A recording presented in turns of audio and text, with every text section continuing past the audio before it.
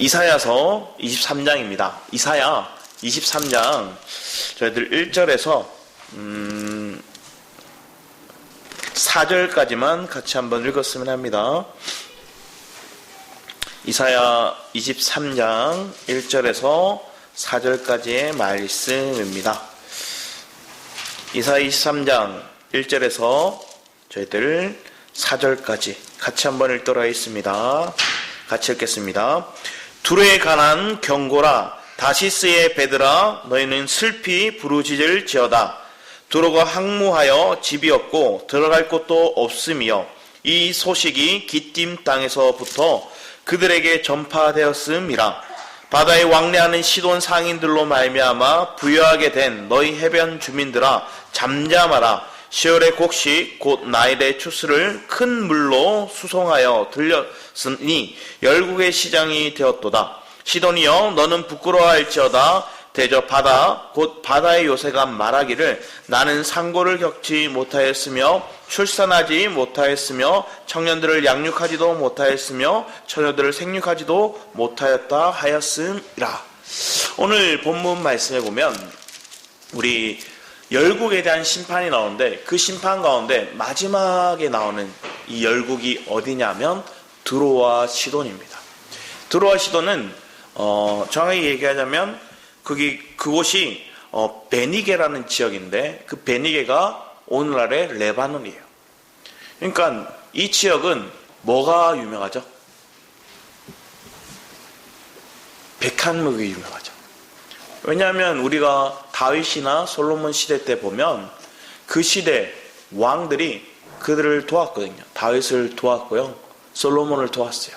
특히나 솔로몬 시대 때 이 두로 왕인 이 히람 왕이 엄청난 물자들을 그들에게 제공했어요. 그때 솔로몬은 뭘 했어요? 땅도 그들에게 주려고 했어요. 스불론 땅 지역을 그들에게 주려고 했거든요. 그들이 안 받았어요. 히람 왕, 그때 가장 강력한 시대를 누렸던 게 두로였어요. 두로와 시돈은 솔로몬 왕 시대 때 그들이 강력했어요. 그 이전에 11세기 때는 그들이 애굽의 통치를 받다가 벗어났고요.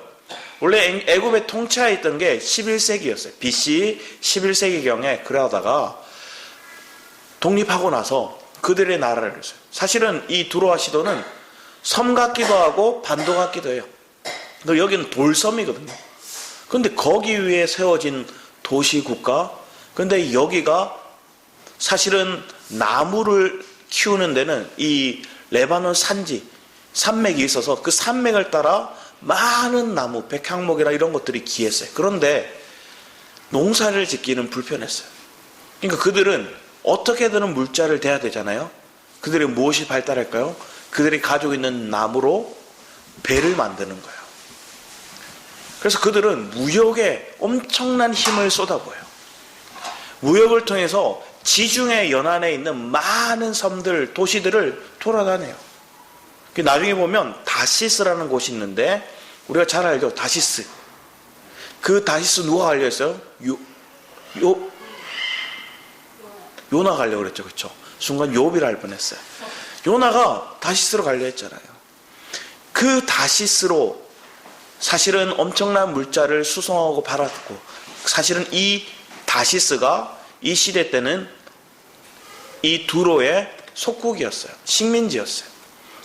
지중해 연안에 엄청나게 많은 섬, 지역들을 식민지화했던 것들이 이 두로라는 나라였고, 그래서 두로와 시돈은 엄청난 부강한 나라였어요. 또한 무역이 많은 것들을 그들이 누리고 전하고 하다 보니까 무역의 중심지가 되면 그들에게 뭐가 문제가 될까요? 그들에게 무역이 많이 발생할수록 이방의 많은 신들이 거기에 들어와요. 그래서 또 두로에는 또 금속 이런 것들이 발달해서 금속 세공이 엄청 발달했어요. 또 이들은 옷을, 자색 옷들을 염색하는 일들을 잘했어요. 무역에 있어서 그런 좋은 역할들을 했고, 또 더 나아가서 애굽에 있는 이 곡식, 애굽은 나일강이 흘러서 거기에 곡식이 엄청 잘 재배됐거든요. 그 곡식을 두로에서 가져와다가 무역한 거예요. 또 팔아서 무역을 해서 이득을 남기는 거. 부강한 나라였어요. 오늘 나오는 23장에 나오는 이 두로와 시돈에 대한 얘기, 이 지역이 베니게 지역, 오늘날의 레바논의 지역인데 이 지역은 무역으로 엄청나게 강한 나라가 되었던 거였어요. 근데 이 지역이 하나님이 어떻게 멸망하시는지를 보여주는 거예요. 그리고 오늘 열국에 대한 하나님의 멸망의 메시지들이 쭉 흘러오다가 여기에 핵심 포인트와 같은 말씀을 툭 던지세요. 두로와 시돈을 얘기하면 오늘날의 부와 명예, 영화로움, 그 우리가 생각하는 그런 것들을 누렸던 나라가 두로와 시돈인 거예요. 근데 이 나라가 자기 스스로 면류관을 쓰거든요. 왜 그럴까요? 큰 배를 만들어서 온 나라를 지중해 연안을 돌면서 많은 나라를 식민지하면서 스스로 면류관을 쓴 거예요. 스스로 높아진 거예요. 스스로 교만해진 거예요. 물자가 생기고 자기들의 지혜로 먹고 살 길을 열고 그것들이 더 발전하고 더 많은 나라를 압도하고 영향력을 끼치고 그들에게 있어서 그들이 왕이 되고 그들에게 영향력을 많이 끼치다 보니까 섬기는 거예요. 그런 지경에 있을 때 이 두로와 시돈이 어떤 마음이 되었을까요? 근데 이 장면은 오늘날의 장면과 동일한 거예요. 오늘날의 이 시대가 명예와 부, 물자와 무역 이것들로 인해서 자기의 부함을 얻었던 그 나라가 어떠한 말로를 겪는지를 보여주는 거예요. 자, 그들이 원래 BC 11세기경에는 애굽에 그 이전에는 통치를 받다가 압제하에 있다가 11세기경에 독립했어요. 독립하고 나서 그들이 누굴 도왔느냐? 이스라엘을 돕는 거예요. 다윗과 솔로몬을 돕는 거예요. 그러면서 그들의 히람 왕 때 전성기를 누려요. 엄청난 부를 얻었던 게 이 두로였어요. 그러다가 점점 그들에게 어떤 문제가 오느냐? BC 664년경에 그들에게 이 아수르가 공격해와요. 아수르에 의해서 정복당하기도 하고요. 그리고 BC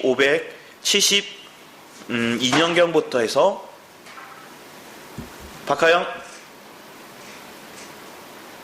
뒤로 가세요. 거기 앉아있으면 안 돼요. BC 606년경부터 시작해서 사실은 약 70년 동안 바벨론에 어떻게 보면 압제하에 있었어요. 그런데 나중에 바사에 의해서 그들이 자유를 얻게 되죠. 그런데 결국은 언제 나라가 멸망하느냐? BC 333년경에 우리 누구죠? 알렉산더 대왕이죠. 알렉산더 대왕에 의해서 원래 섬이었던 그것을 거의 반도같이 만들어서 침공하는 거예요. 난공불락이라 생각했던 그 섬도시가 멸망해버리는 거예요. 알렉산더 왕에 의해서. 그리고 BC 332년경에 3만 명의 백성들이 노예가 되고 팔려가는 거예요. 갑자기 역사 시간이 돼버렸죠. 그런 시경에 있던 이 두로와 시돈이 하나님의 말씀을 따라 하나님이 말씀하시는 그 성경의 메시지를 따라 어떻게 멸망하는지 또 그 장면들이 이루어지는 것들을 보게 되는 거예요. 우리가 두로와 시돈을 하면 처음에는 좋은 입장에 있었던 거예요. 왜? 다윗과 솔로몬의 입장에서는 많이 도왔으니까, 협력했으니까, 성전을 짓는 데 있어서 백항목을 줬던 좋은 나라니까. 그런데 또 한편에서 이 두로와 시돈, 특히나 시돈에서 누가 나오죠? 이세벨이 나와요. 그 교회 나오는 이 시돈의 통치자가 그의 딸 이세벨을 누구와 결혼시켜줘? 아합과 결혼을 시켜요. 북이스라엘에 아합과 결혼해서 그 땅에 엄청난 우상 숭배를 하게 만들었던 거예요. 사사기 말씀을 보면, 실상 보면 사사기에 이 땅에 엄청난 잘못들이 들어오는데 거기에 두로와 시돈이 역할들을 해요. 앞에서 말씀드렸듯이 무역을 중심으로 했던 부유한 나라가 두로와 시돈이었는데 그만큼 많은 신들이 거기를 들어왔어요. 그리고 그들이 공예품을 팔았는데 그 공예품이 대부분 뭐였을까요? 우상신을 만든 그런 공예품들이었어요. 금속 공예를 하는데 그것들이 다 우상신을 만드는 거예요. 바알과 아스타로가 막 이런 신상들을 만드는 일들을 했던 게 이 지역이었어요. 그 문화가 어디로 흡수된 거예요? 이스라엘에 영향력을 끼치고 이스라엘의 문화를 끼치고 종교를 거기에 하나님이 아닌 다른 신들을 섬기게끔 바꾼 거예요. 솔로몬 때도 여기와 정략 결혼을 하고 아합 시대 때도 정략 결혼을 해서 많은 바알과 아세라 그 신들을 거기에 섬기게 만들었잖아요. 그 제사장들이 그 땅에 퍼지게 만들었잖아요. 그 두로와 시돈을 오늘 얘기를 하는데 그 두로와 시돈을 하나님 뭐라 얘기하는지 보세요. 2절 말씀 보면 바다에 왕래하는 시돈 상인들로 말미암아 부유하게 된 너희 해변 주민들아 잠잠하. 자, 너희들 무역을 하여서 너희들 부유함을 얻었고 너희들이 엄청난 부강을 이뤘지만 너희들 잠잠하라. 너희가 이룬 게 아니다. 사람들은 자기 인생에 있어서 부를 얻고 또 명예를 얻으면 그게 자기가 잘 노력하고 수고해서 얻었다 생각하는 일들이 많아요. 그런데 하나님이 허락하셨기에 그 부도 얻는 거예요. 그러면 우리는 이렇게 얘기하죠. 하나님 왜 나에게는 그 부를 허락하지 않습니까? 이렇게 얘기하죠. 나라의 부강함도 그렇게 시작되는 거예요. 하나님 앞에 특히나 하나님께 속한 하나님의 백성들이 있는 나라는 더 그래요. 미국이 어떻게 부흥할 수 있었어요?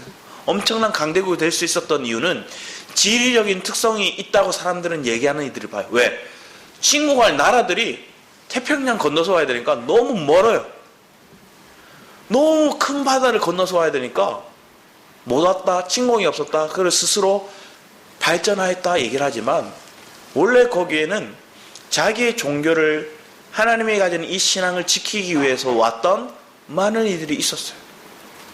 그리고 처음 그들이 자신들의 집을 짓기 전에 하나님의 교회를 예배당을 먼저 지었어요. 그 신앙심에 세워졌던 게 미국인데 그 미국의 종교심들이 원래는 어느 쪽이 더 어떻게 보면 강력하게 주님을 섬기고 믿었냐면 남부 지역이었어요. 그래서 미국을 보면 북부 장로교회가 있고 남 장로교회가 있어요.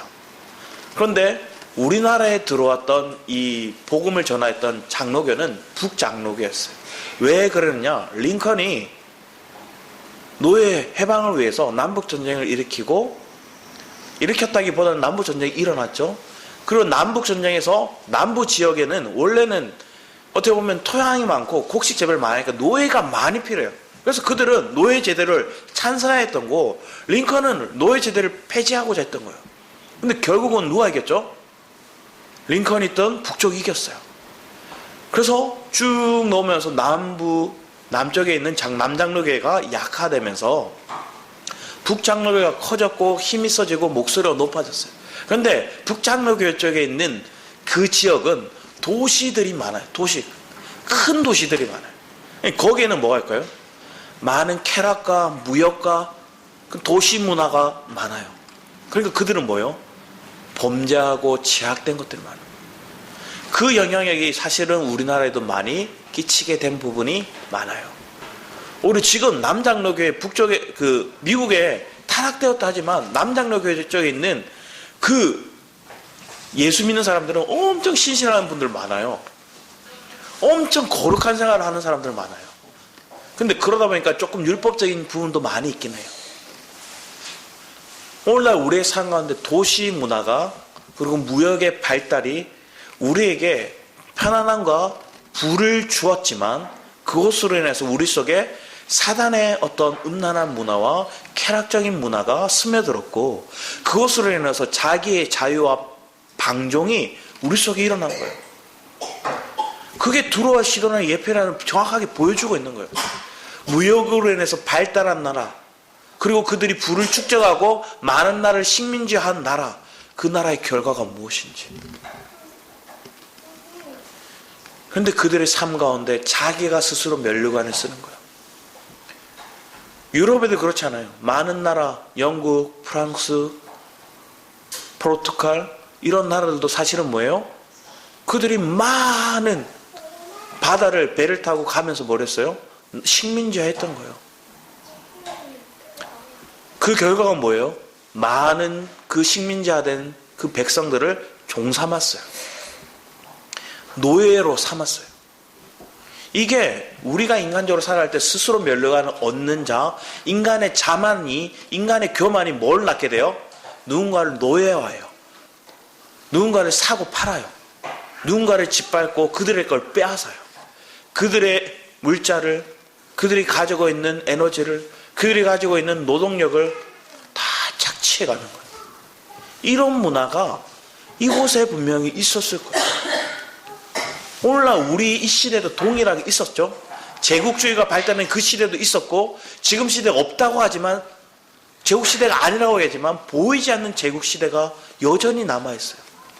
에너지와 그리고 양식과 그리고 가지고 있는 그들의 어떤 물자를 흐르게 하는 그런 핵심적인 것들, 화폐라든지 아니면 교통의 요충망이든지 이걸 다 쥐고 있는 것들이 미국, 영국, 그리고 중국, 그리고 러시아 뭐 이런 나라들이 그걸 붙들고 자기 편에 설레 안 설레 이러고 있잖아요.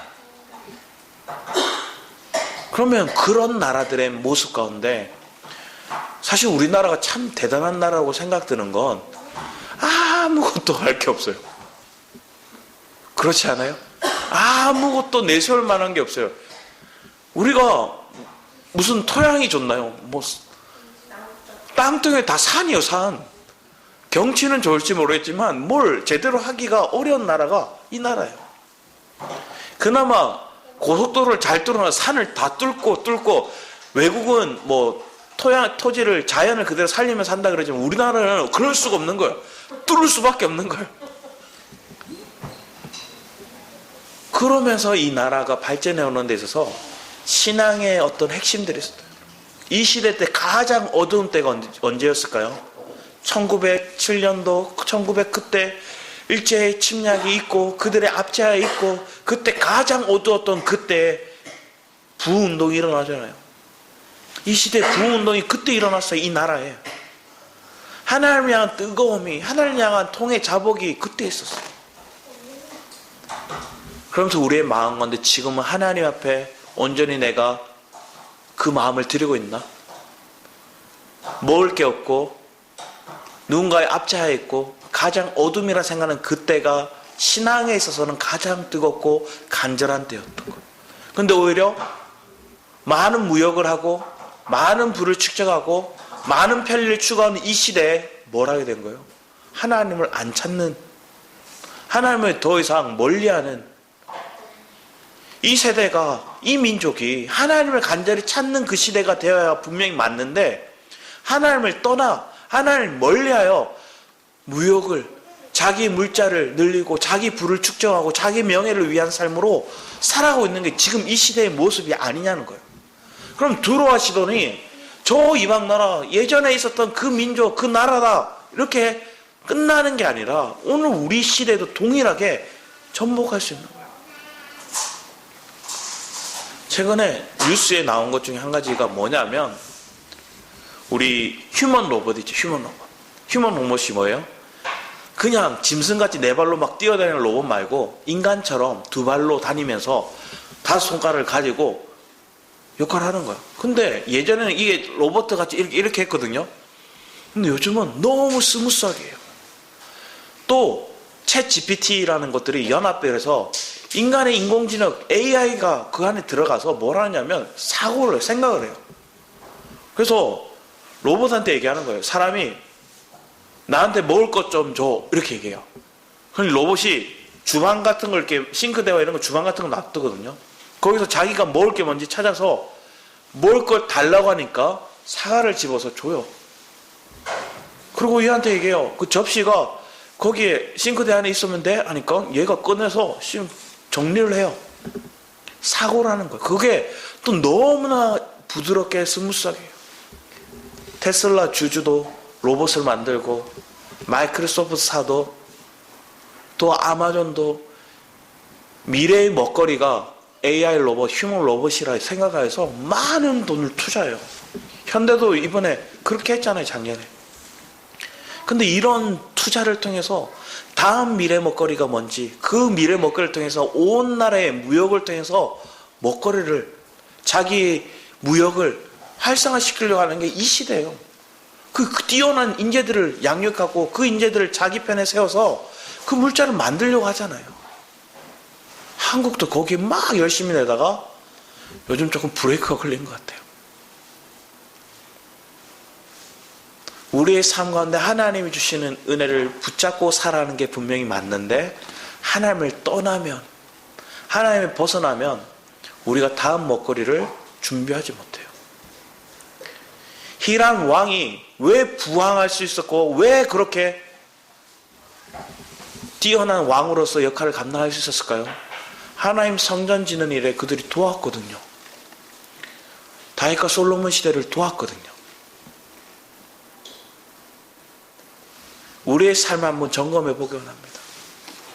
내가 하나님을 위해서 살겠다 입술로 고백하면서 내 부를 축적하고 이건 내가 이루었다 생각하는 그 모습이 있을 때 하나님이 자만이다, 교만하다 얘기하는 거예요. 그러면 첫 번째 그들의 모습에 교만이 있었고요. 두 번째 모습은 그들의 뭐냐? 그들이 음란하였어요. 그 음란이 뭐예요? 우상숭배를 얘기하는 거예요. 그들이 금속을 만들어서 그들이 이방 신상들을 공예품으로 만들어서 많은 나라에 팔았어요. 그리고 많은 나라에 그 우상신들을, 그 제사장들을 풀었어요. 이스라엘의 그 제사장들을 풀었어요. 바알을 섬기게 만들었고요. 아스다로스 섬기게 만들었어요. 그게 두로와 시돈의 모습이에요. 오늘날에는 뭐가 우상일까요? 돈. 요즘에는 그 돈을 벌 수 있는 수단이 있어요. 그 수단이 뭐가 됐을까요? 스마트폰이 그 수단이 됐어요. 스마트폰으로 주식하고 공매도 하고 스마트폰으로 뭔가 글을 남기거나 창업을 하거나 뭐 사업 아이템을 만들어내는 거예요. 그리고 이걸 들고 사는 거예요. 그리고 여기 모든 문화와 모든 즐길 것들이 이 안에 다 있어요. 유명한 유튜버가 예전에 그 오징어 게임 하듯이 있잖아요. 그런 게임을 만들어서 500만 달러를 건대요. 게임을 하는데. 우리나라 돈으로 약 67억? 뭐 이런 돈 되죠. 게임에 참여해서 거기서 1등하면 그 돈을 주겠다는 거예요. 그러면 사람들이 와 열광을 해요. 그 많은 사람들이 그 사람의 유튜브를 계속 봐요. 이 시대가 어떻게 바뀌고 있는지를 보는 거예요. 무엇에 열광하고 무엇을 전파하고 있는가. 오늘날에 전파하는 거, 이때는 배로 모든 걸 전파했어요. 그들의 문화, 그들의 종교, 그들의 물자를 전파했어요. 오늘날은 핸드폰이, 스마트폰이 모든 걸 전하고 습득하게 만들고 그들의 중독되게 만들어요. 우리나라가 그 일에 있어서 많은 발전이 이루는 나라긴 해요. 그런데 이것을 하나님 편에 써야 되는데 하나님 편에 쓰지 못하고 있는 거예요. 그런데 도태되었다는 게 뭐냐? 이거 나쁜 거야 하고 안 쓰는 거예요. 안 배우는 거예요. 안 배우면 뭐 할까요? 사단이 다 이용해 먹어요. 사단이 다 이용해 먹는 거예요. 그러면 여기서 우리가 진리를 붙잡고 진리 안에서 이것들을 그들에게 줄 수 있는 그런 은혜의 길이 무엇인가를 기도하면서 준비하죠. 오늘 보고 뉴스를 보다가 그런 마음이 들었어요. 이 시대가 정말로 두로와 시돈의 때와 같구나. 이 시대가 무역이, 이 시대가 문화가, 이 시대가 종교가 많은 것을 전파하는 것들이 과거에는 수십 년 걸리는 게 여기는 몇 달이 안 걸려요. 몇 달이면 며칠이 안 걸려요. 어느 한 나라에서 뮤지션이 음악을 내요? 그러면 이 뮤지션의 음악이 금방 세계 만방에 다 퍼져버려요. 다 열광과 분위기로 바뀌어요. 영화도 그래요. 우리나라만의 문화라 생각했는데 우리나라의 유명한 영화 막 이렇게 했는데 저기 동남아에서 막 유행을 해요. 또 우리나라에서 만든 이 영화 드라마들이 전 세계 넷플릭스나 아니면 디즈니나 이런 플랫폼을 통해서 많이 전파돼요. 문화든 종교든. 그래서 얘네들이 관심을 가지는, 와 저기 음식 맛있어 보인다. 저 지역 가보고 싶다. 이러니까 많은 사람들이 마음속에 그런 걸 갈망하게끔, 더 화려한 추구하게끔, 더 먹고 싶은 음식이 많게끔 내 안에 갈망이 점점 커지게 만드는 거예요. 하나님을 향한 갈망이 우리가 커지는 것들이 아니라, 하나님을 진리에 사모하는 마음이 중심이 되는 게 아니라, 내 안에 나를 만족하게 만들고, 나를 부하게 만들고, 나를 즐겁게 만드는 것들에 더 많은 것들을 축적하고자 하는 마음이 커지더라는 거예요. 이게 이 안에 다 담겨져 있어요. 그걸 생각하니까 순간 한편에서 섬뜩하더라고요. 그러면서 하나님 앞에 기도가 되더라고요. 이걸 교회가 많이 이용할까요? 세상이 많이 이용할까요? 맞아요. 지금은 세상이 더 많이 이용하는 것 같아요. 세상이 더 많이. 그런데 분명하게 드러난 게 있어요. 코로나 시대를 통해서, 이 유튜브라는 걸 통해서 분명히 깨닫게 한 게 있어요. 왜냐? 유튜브를 통해서 보면 이 화면이 핸드폰 안에 이만큼 나오잖아요. 이게 대형 교회인지 그냥 개척교회인지 잘 모를 때가 많아요. 잘 꾸며놓으면 알긴 하겠지만 별 모르는 거예요. 그래서 예전에는 큰 교회, 화려한 교회만 쫓아갔는데 이제는 뭐예요? 그 안에 메시지가 뭔가를 사모하는 사람들이 그 메시지를 찾아다니는 시대로 조금은 바뀐 것 같아요. 화려한 교회, 저 교회가 뭘 했다, 저 교회 건물, 저 교회 숫자, 성도의 숫자, 이걸 보고 갔던 게 아니라 그 말씀의 본질이 어디 있는가를 찾고자 하는 거예요. 그런데 여기 자꾸 왜곡된 게 재밌는 설교, 지식적인 설교를 추구하는 사람들 분명히 있어요. 그런데 하나님이 때가 되면 진리를 사모하는 그 시대가 오게 될 거라는 거예요. 왜? 우리가 말씀의 홍수의 시대지만 그들의 갈급함을 느끼는 시대가 올 거고, 그 시대가 올 때 그들에게 갈급함을 채워줄 수 있는 말씀이 그들에게 선포되게 돼요. 그럼 우리는 그걸 준비할 수 있는 그런 믿음의 열망이 있기를 축복합니다. 그런 마음이 드니까 제 마음 가운데도 하나님이 우리를 부하게 하고 능하게 하신 일들은 우리가 준비되면 하나님 그렇게 쓰실 거예요. 그럼 뭐로 준비되어야 되는 거예요? 뭐 영상을 잘 만들고 화려하게 만든 그게 준비한 게 아니더란 거죠. 내 안에 있는 이 말씀을, 내 안에 있는 이 생명을 내가 정말로 실제적인 삶 속에 녹여들어서 전할 수 있는가? 그 은혜 속에서 내 삶이 정말로 하나님을 찬양하고 예배할 수 있는 그런 실질적인 은혜가 우리 안에 있는가? 그래서 정말 모이기를 힘쓸 수 있는 교회로 바뀔 수 있는가? 이 나팔 소리가 선포될 때, 하나님의 햇불이 들려졌을 때, 우리 사사기 말씀 들었잖아요. 그때 우리 속에 있는 게 깨져요. 우리 속에 있는 게 깨지니까 뭐예요? 그 안에 불빛이 올라오고 그 안에 나팔 소리가 울려 퍼져요. 그랬더니 뭐가요? 저 사단에서, 저 미디안 세력들이 두려워서 자기들끼리 싸우고 도망쳐요. 그러한 날들이 하나님 우리를 준비하게 하시는데, 기드온의 그 300용사가 하나님 볼 때는 그 이전에 32,000명, 20,000명보다 더 귀하고 존귀한 거예요. 오늘날의 이 기도의 300용사가 누구인지를 보는 거예요. 하나님의 말씀을 사모하고 하나님의 말씀의 뜻 앞에 내가 주님을 주목하고 내 목마름에 내 허기짐에 헐떡이는 인생이 아닌 주님께 귀 기울이고 주님의 군사로서 두렵고 떨림으로 주님의 말씀에 순복할 수 있는 그 사람이 저와 여러분의 삶이 되기를 축복합니다. 그러면 우리는 깨어있어요.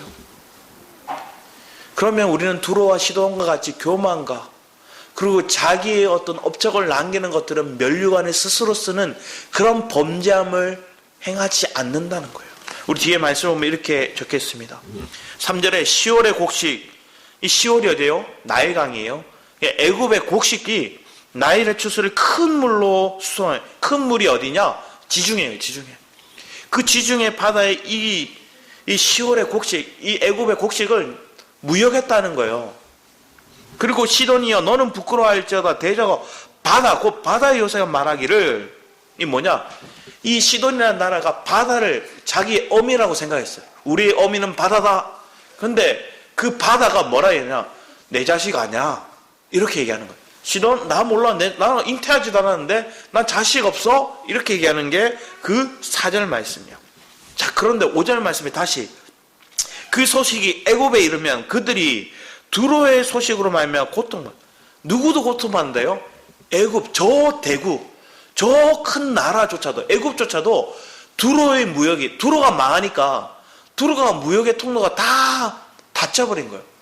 그러니까 누가 고통하느냐? 애굽조차도 고통스럽게 될 거다 이렇게 얘기하고 있는 거예요. 그러면 뒤에 얘기합니다. 너희는 다시스로 건너가려. 이 다시스가 대표적인 이 두로의 식민지 지역이었어요. 다시스로 건너갈지어다 해변 주민아 너희는 슬피 부르짖을지어다. 이것이 옛날에 건설된 너희 히락의 성 곧 그 백성이 자기 발로 먼 지방까지 가서 머물렀던 성읍이냐. 면류관을 씌우던 자여. 스스로 면류관을 썼다는 거예요. 이 두로가. 그 상인들은 고관들이요 그 무역상들은 세상의 존귀한 자들이었던 두로에 대하여 누가 이를 정하였. 자, 여기 핵심이 오는 거예요. 이 열국들이 쭉 얘기하고 그들이 멸망받을 거다, 그들이 하나님의 심판받을 거다 메시지를 전하다가 오늘 두로와 시돈에 대해서 얘기를 하면서 자, 그들 스스로 면류관을 썼는데 그거 벗기고 그 세상에서 존경을 받던 그들이 낮아지고 그 이유는 그들이 교만하였기 때문인데 두로에 대해 누가 이 일을 그들이 멸망당하는 이유는 누가 멸망시켰느냐 이 질문인 거예요. 누구일까요? 바로 답이 나와요. 9절 말씀에 만군의 여호와께서 그것을 정하신 것이라.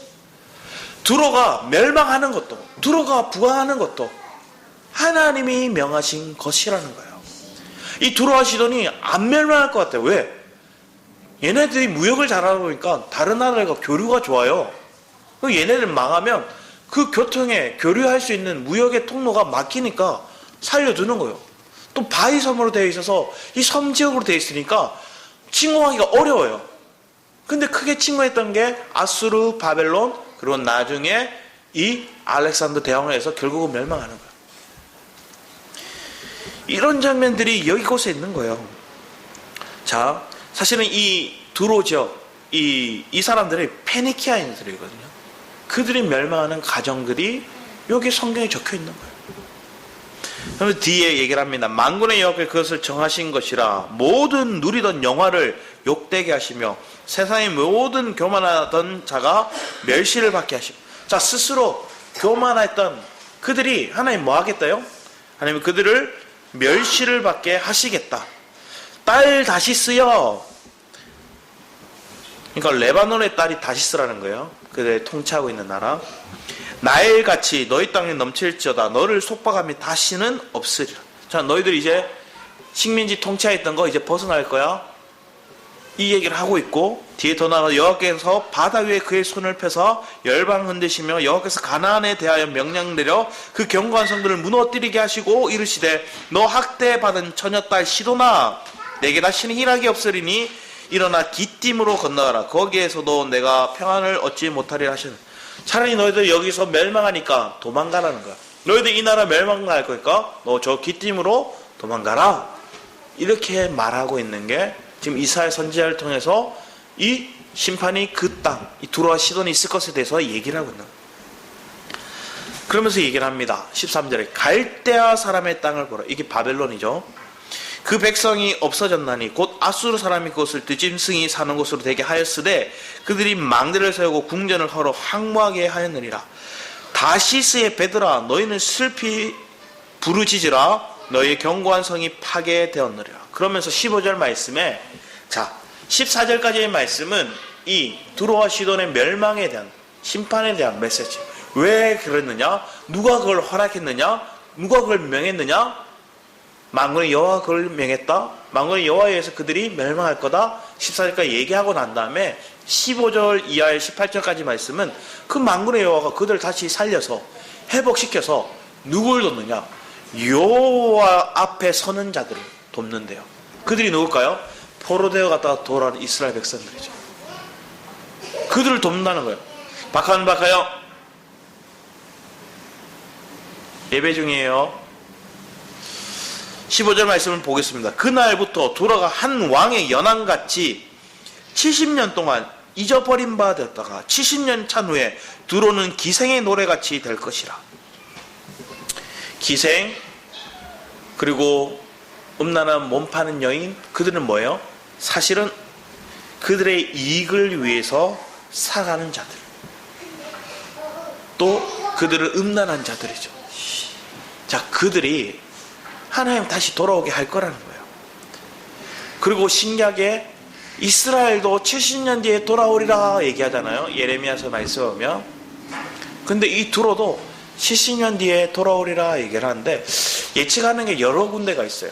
그래서 언제냐면 BC 608년경에서부터 536년경에 이를 거다 얘기하는 사람들이 있고, 또 BC 701년경부터 630년경에 있을 일이다 이렇게 얘기하는 사람들이 있어요. 근데 무엇인지 알지 못하지만 그 일들이 있었던 것 같아요.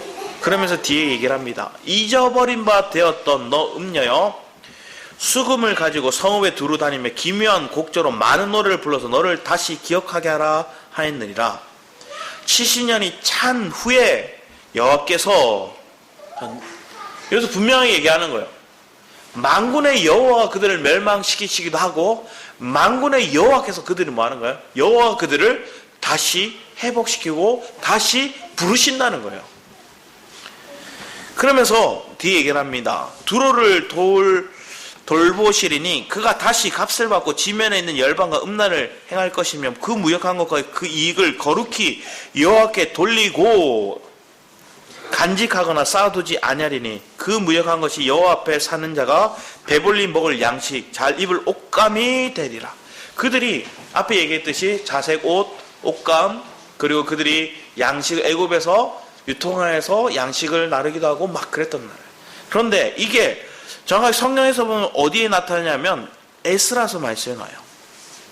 에스라 3장 7절 말씀 보면 이 두로와 시돈이 뭐라냐? 물자를 되게 만드는 거예요.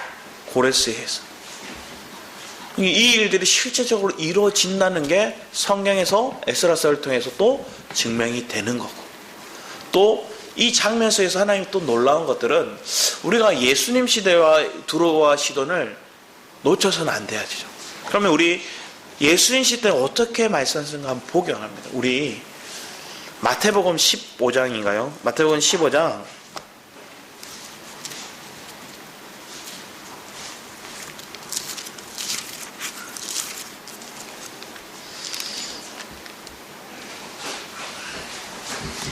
21절에서 28절까지의 말씀인데 우리 한번 같이 읽어봤어야 합니다. 이 말씀은 우리에게 참 많이 읽어도 은혜가 되는 말씀인 것 같습니다. 우리 같이 한번 읽어보겠습니다. 21절에서 28절까지입니다.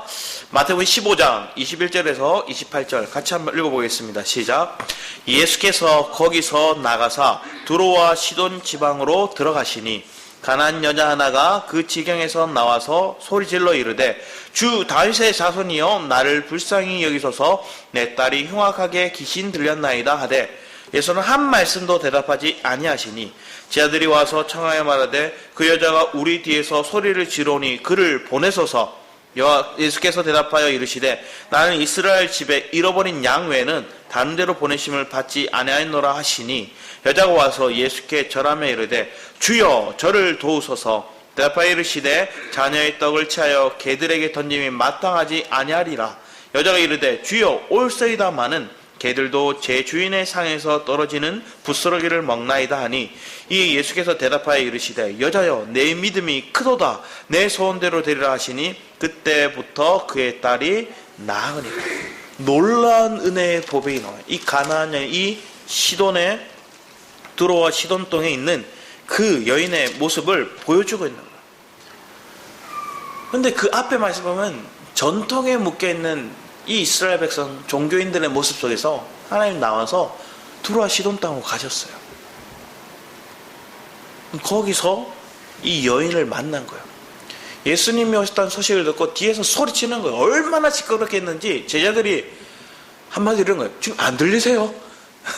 주님 저 여자가 저러고 있는데 쫓아내는 거 아니에요? 안 들리세요? 주님 그냥 가요. 주님이 얘기하는 거예요. 백성 그 제자들이 그를 보내소서 얘기하는데 예수께서 대답하여 이르시되 나는 이스라엘의 집에 잃어버린 양 외에는 다른 데로 보내심을 받지 않았다 이게요. 근데 하나님 예수님 말씀과 지금의 모습이 달라요. 왜 그래요? 지금 이스라엘 땅이 아닌 두로와 시돈 땅에 가 계시면서 내가 이스라엘의 집에 이른 그 백성들, 그 자녀들만을 위해서 왔다 얘기를 했어요.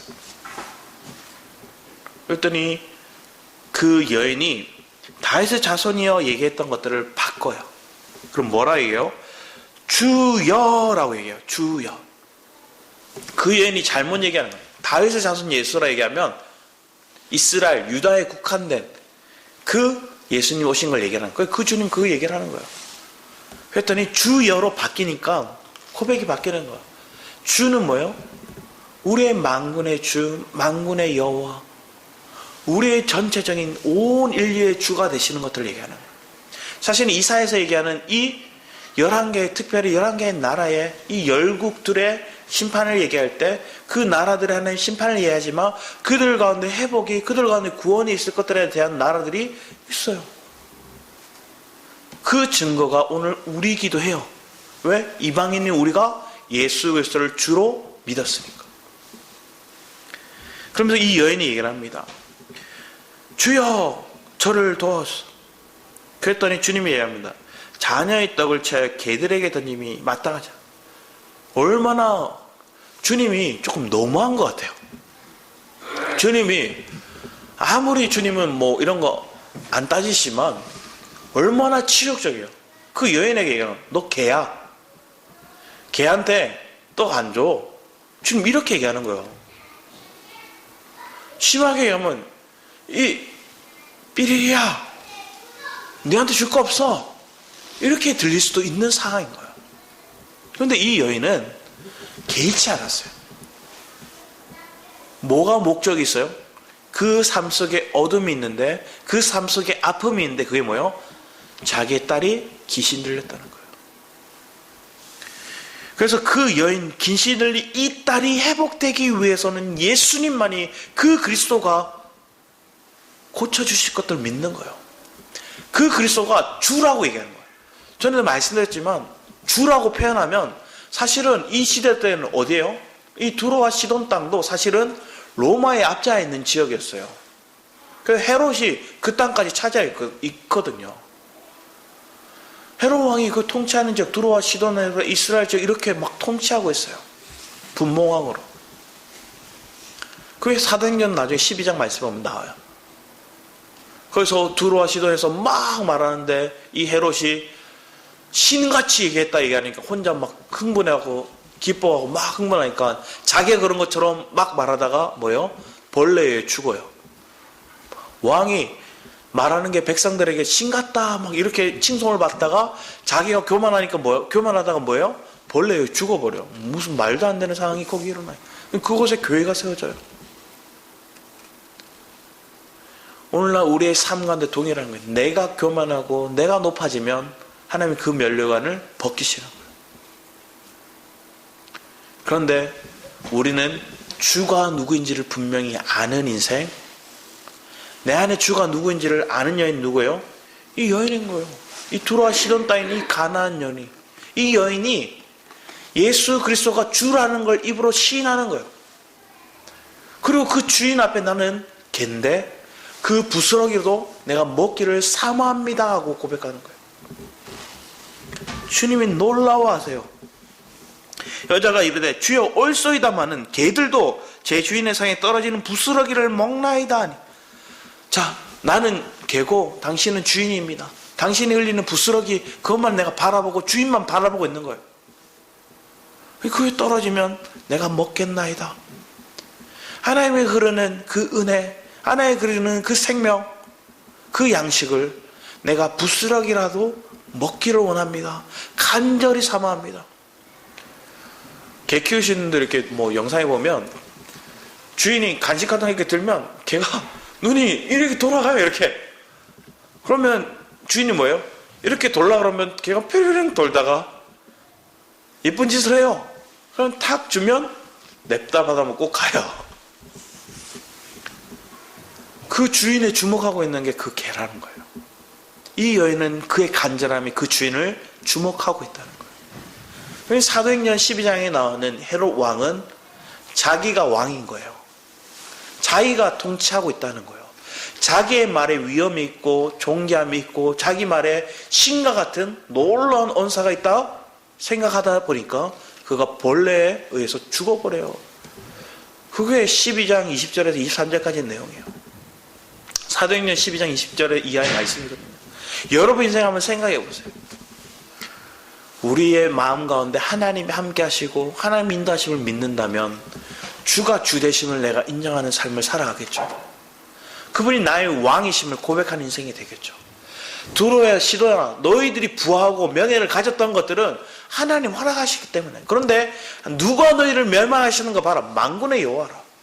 만군의 여호와가 명하셨기에 너희들 멸망하는 거야. 그런데 놀라운 건 그 주님이 너희를 다시 회복시켜서 너희들을 공급하게 하실 건데 누구한테 공급하게 할 거냐? 이스라엘의 그들이 너희들이 공급자가 될 거야 하는 게 오늘 말씀의 전체적인 핵심의 내용들이에요. 열국 왜 주신 거예요? 누가 저렇게 멸망시켰느냐는 거예요. 그럼 누가 통치자냐는 거예요. 누가 왕이고 누가 주냐는 거예요. 그분이 그리스도이심을 우리는 믿습니다. 그분이 내 삶 가운데 주인 되심을 우리는 선포하고 믿는 거예요. 우리 시편 84편 말씀을 한번 볼까요? 84편 시편 84편입니다. 1절에 이렇게 적혀 있습니다. 고라 자손의 시, 고라 자손의 시, 우리 고라 자손에 대해서는 제가 여러 번 말씀드렸죠. 자, 고라 자손의 시 가운데 만군의 여호와여 주의 장막이 어찌 그리 사랑스러운지요. 3절에 나의 왕 나의 하나님 만군의 여호와여 주의 전에 참새도 제 집에 없고 제비도 새끼들 보금자리를 얻었나이다. 가장 행복한 삶이 뭐예요? 만군의 여호와가 주시는 처소 그 거처 안에 거하는 삶을 얘기하는 거예요. 그러면 뒤에 얘기를 하면 또 8절에 만군의 하나님 여호와여 내 기도를 들으소서 야곱의 하나님의 길을 기르소서 우리 방패신 하나님의 주께서 기름 부으신 자의 얼굴을 살펴보옵소서 주의 궁정에서의 한날이 다른 곳에서 첫날보다 나은즉 악인의 장막에 사는 것보다 내 하나님의 성전 문지기로 있는 것이 좋사니. 내가 주님과 함께라면 내가 성전에 문지기로 있어도 그게 좋습니다. 내가 누구의 통치 아래 있는 게 귀한가를 얘기하고 있는 거예요. 저 악한 부하고 악한 왕들의 그 치하에 있고 그 부함을 즐기는 인생이 아니라 내가 주와 함께 주의 궁정에 문지기로 있는다 할지라도 그 주님과 함께 사는 게 내 인생의 행복입니다. 기쁨입니다. 여호와의 하나님은 해요 방패시라 여호와께서 은혜의 영화를 주시며 정직하게 행하는 자에게 좋은 것을 아끼지 아니하실 것임이니이다. 만군에 주께 의지하는 자는 복이 있나이다. 우리가 만군의 여호와 그 하나님을 의지할 때 우리의 삶 가운데 복이 있다는 거예요. 시편도 이렇게 얘기하는 거예요. 누가 저들을 멸망시켰느냐? 만군의 여호와죠. 그 만군의 여호와가 우리의 삶 가운데 함께 하십니다. 우리 계시록 말씀도 보게 하나. 계시록 17장 말씀 한번 볼까요? 그 만군의 여호와가 누군지를 얘기해요. 17장 14절 말씀을 같이 한번 읽어보겠습니다. 17장 14절 같이 한번 읽어보겠습니다. 시작. 그들이 어린 양과 더불어 싸우려니와 어린 양은 만주의 주시여 만왕의 왕이시므로 그들이 이길 터이요 또 그와 함께 있는 자들을 곧 부르심을 받고 택하심을 받은 진실한 자들도 이기리로다. 우리는 만군의 여호와 만왕의 왕 만주의 주이신 그 어린 양 예수와 함께 있으면 이긴다는 거예요. 그 이기는 삶, 넉넉히 그리스도로 인해 풍족함을 누리는 삶, 그 주인 되시는 그 주님 앞에 내가 순복하며 나가는 인생, 그 인생이 우리의 삶이 될 때 고통도 슬픔도 우리는 사라지고 나의 주를 향한 간절한 마음이 더 뜨거워질 줄 믿습니다. 주님과 함께 시편 84편 말씀과처럼 주의 궁녀에서 한 날이 얼마나 고귀하고 아름답고 귀한지 그 가치를 아는 인생이 되는 게 저 여러분의 삶이 되기 원합니다. 고난이 없으면 이 표현이 없겠죠. 내게 풍족함만 있고 내 안에 막 만족함만 있다면, 내 세상적인 만족함, 부함만 있다면 이 고백이 없어요. 두로와 시돈이 그 부함만 가졌다면 그 주님을 찾지 못할 거예요. 근데 그들에게 멸망이, 그들에게 어려움이, 닥치니까 뭐 하는 거예요? 주변에 다시스도 애굽도 고통스러워해요. 그리고 그들도 아파하죠. 그런데 결국 하나님 그들을 다시 돌아오게 하리라, 회복시키리라. 70년 뒤에 남유다를 향한 하나님의 메시지와 비슷한 의조로 얘기하죠. 그리고 오늘 마태복음 15장에 나왔던 이 두로와 시돈에 나왔던 이 여인의 고백을 보는 거예요. 두로와 시돈을 통해서 하나님 우리에게 메시지를 던집니다. 그들이 무역, 그들이 부함, 그들이 많은 나라를 통치하였지만 그것이 그들이 영원할 줄만 알았지만 결국 영원하지 않더라.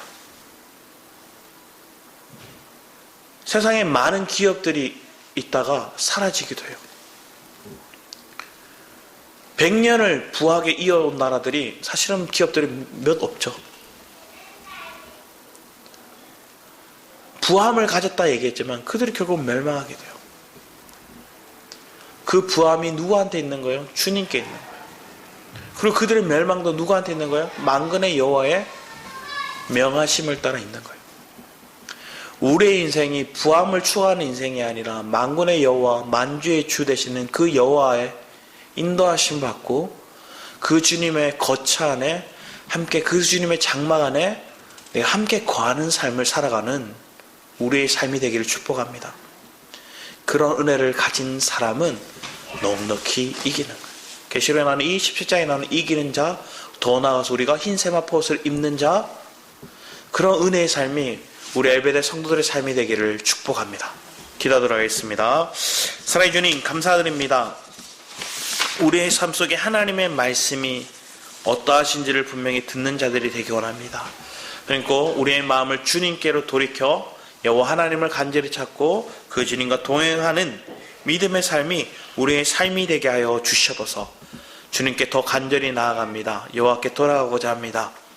주님만이 우리의 소망이 되심, 그 주님만이 우리의 만왕의 왕이 되심을 우리가 믿고 순종하는 삶이 되게 하여 주셔서 감사드렸고 주 예수 그리스도의 이름으로 기도드렸습니다. 아멘. 우리 여호와께 돌아가자 찬양하시면서 준비하신 예물도 하나님께 드리기 원합니다.